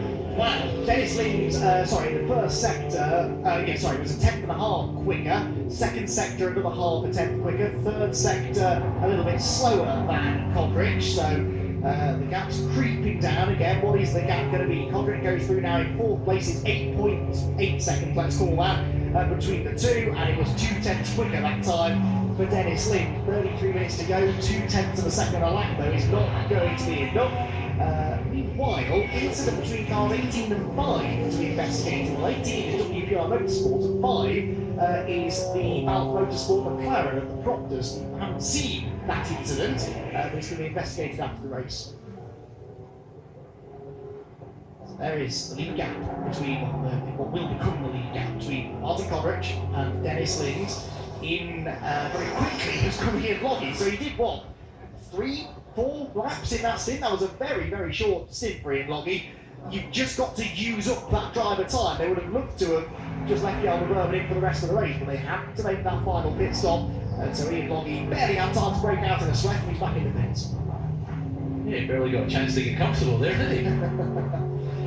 So through goes the other Ram car. Just going into the pit lane is Matt Topham in the Newbridge Motorsport Aston Martin. So Matt Topham in the GT4 Aston Martin, the only GT4 Aston Martin on the grid, in for the final pit stop. So Johnny Adam will get behind the wheel. That car has no success penalty to serve. It's about to pull in actually, right in front of the Alba Berman in the Ram Mercedes. There it goes. So this is a significant stop because we know that the car that's leading the race in GT4 owes us one more stop still, and at that stop we'll have to serve a 20-second extra success penalty, plus the 14-second Silver Cup penalty, and another door there that didn't want to close. Yeah, Darren managed to catch the seatbelt on the door there as well. Quite easily done, just when they fall out, when you jump out of the car, the seatbelts are pulled out and sort of hang out of the door. Usually there's a driver in there, and they're held in by the seatbelt, so it's normally not a problem. Here comes Dennis Lind. What's that lap time? That was a 2 minute 0.0. Now that time he was 9/10 quicker than Coldridge. That's more like it, isn't it? Oh no, and that is Martin Plowman. Martin Plowman has stopped the Paddock Motorsport Bentley. That looks like it's down at club. I really don't like that with the marshal with his back to the cars there. You know, it's obviously in the yellows, but it just makes me nervous in case somebody gets it wrong. You get the wage yellows, and of course people should be respecting those, but it just always makes me nervous. I think we could see a safety car here. Yeah, because the live snatch at that corner, if memory serves, is on the other side of the track. It's on the inside of club. It can't drive across a live track. Well, you asked for a safety car about half an hour ago, Marino, and I think you might be about to get your wish. They might, of course, be able to refire the Bentley. Certainly, Plowman hadn't got out of the car yet, so he hasn't given up hopes of getting back into the race. But that is another car that was in contention for a podium, and through what looks like just a bit of bad luck, is now going to be robbed of a really good finish. You could just see there on the Aston Martin pit stop, using the little drill, the little electric drill for the wheels. So it's not just that one massive wheel nut, it's a normal pattern. And they've got to go through all of those. They need to get those NASCAR guns over, using the little electric one to be a bit faster. Having to put the nut on by hand, and I see what you mean there. But I guess they're in though. So, through comes Bobby Grimes in the race lead at the moment. So this car it's now, I think, the only front-running GT3 car anyway that still hasn't made its final stop. So if we do get a safety car, they could be quids in here, TS Sport. And of the 2 TF cars, this is not the one that has been on the pace really, but strategy and a bit of good fortune could bring them back into it. We're not going to get a safety car, I would say, just looking, they were letting the marshals push the car away there, so they seem to be happy to do that under the double wave yellows. People respecting that and slowing down their sense. That's a long way to go though. They're absolutely determined to get this finished on their green. Marshals will have some muscles at the end of the day, won't they? Push it, and it's not an easy car to push it. No, it's all had to be the biggest car, didn't it? Absolutely. So Bonamy Grimes then, behind Bonamy is a car that's not on the same lap as them. That's the Ewan Hankey driven car, but Ewan of course is a pro and drives got the inside. We've seen that there on a few times today already, and on the exit they almost come together as well. Bonamy doesn't need to fight this. I know Ewan is a lap or two down, but he's a quicker driver. He's got the pace, and Grimes just needs to try and pick the battles. But unless the team he did there, he certainly left them. He left them the space there, so he was listening to you. Or far more likely the team, who I'd imagine were on the radio, and that's why communication is so important. Because as a driver, it's easy to get lost sometimes, isn't it? And not really know whether the car that's harrying you is for position. You need the team on the radio to say you don't need to race them, let them go. It's so important, and especially when you're an amateur driver, to know who you're racing and not racing. Yeah. Martin Plowman, we're hearing, heard a quote, big bang, which is a technical term, to mean that the car was broken and he stopped. So that's why. So it was possibly, if you hear a noise that you shouldn't do, it's sometimes safer just to pull over, because if you carry on, you can do more damage to the engine. Yeah, he's heard a big bang. I'm sure he's lost drive as well. Be something in the transmission, drive shaft, prop shaft. You know, obviously that car, front engine, rear-wheel drive, so there's a massive prop shaft that runs down the centre of the car that drives the wheels, and if they go wrong, it is a crazy noise. These poor guys are having to push this car basically to toaster. Yeah, it's got, because there isn't a gap in the barrier. They've got to go right to the left of shot where that little tarmac area I'm not. This is my personal opinion. Obviously, I'm surprised that they didn't put the safety car out for that. That's a long time to leave the marshals under there. They're yeah. I'm not too sure about that one. We always give the marshals a shout out. They're all volunteer marshals, of course, but those three in particular get an extra mention. They do. I hope they get an extra cake for that one. They have burnt those calories. The marshals do a fabulous job, so thank you to all of them for all the work. Oh, yeah, that's tricky, isn't it? That was Phil Keane trying to cut the inside of the cheek cap water of Seamus Jennings, which was pitting. I mean, you don't tend to just stick your indicator on in a racing car and let the car behind there. You do, if you're trying not to get collected, but also you try and hold a tighter line. Yeah. You try and stay tighter into to the inside, so I think he didn't. He was lucky that Phil was heads up there and didn't collect him. Right, Coddridge to Mitchell is going out again now. Went out by a second that time. Coddridge to Lind, excuse me.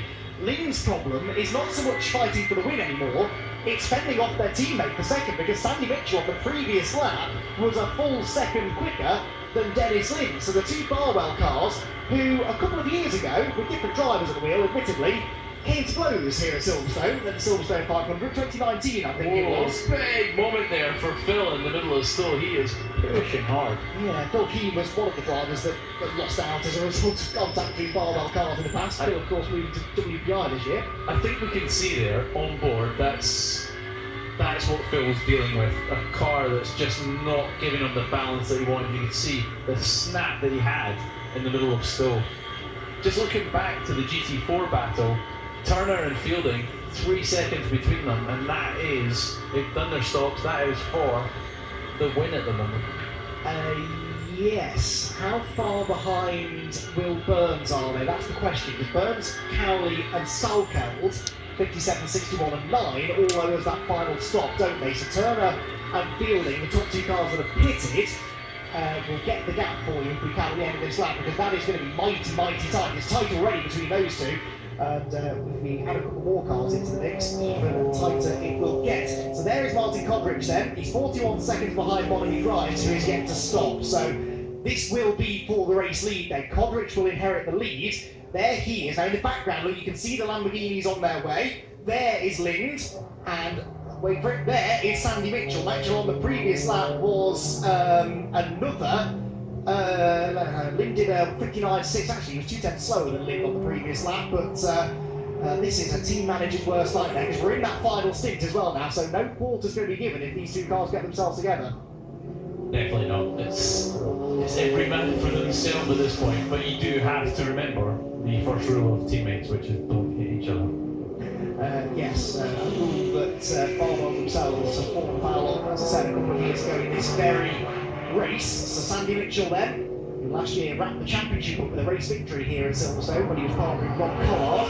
Collard's gone off to race in Europe now, but Mitchell's sticking around in the number 1 car. You can see there he caught that number 2 car right in the wrong spot. And he just lost so much. He'll have lost a couple of seconds there. And he'll have his delta time, won't he, on the dash, and he'll just see it slipping away. Yellow flag incident involving car 38 under investigation. 38's Charlie Eastwood. So generally that means they're not happy with that you've slowed down enough through that yellow flag zone. So we shall see. Or possibly overtaking under yellow. Yes. Sorry, one of two things there. It's not just overtaking for position that's a no-no.